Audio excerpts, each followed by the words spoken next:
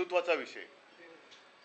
गेल्या काही दिवसांपासून बांगलादेशामध्ये हिंदूंवरती अत्याचार होत आहेत, हल्ले होत आहेत.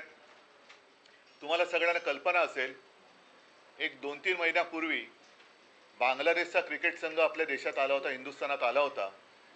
तेव्हा आदित्यने सुद्धा हा मुद्दा उपस्थित केला होता की जर बांगलादेशामध्ये हिंदूंवरती अत्याचार होत असतील तर अशा देशाच्या क्रिकेट संघाबरोबर आपण क्रिकेट खेळणं किती योग्य आहे.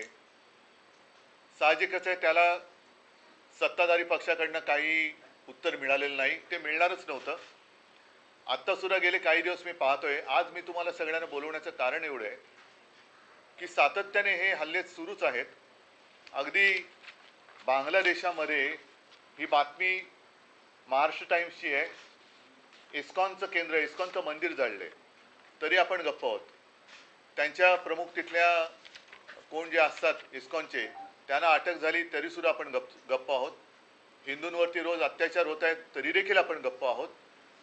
मग आपले विश्वगुरू हे अत्याचार नुसतं पाहत का बसलेले आहेत?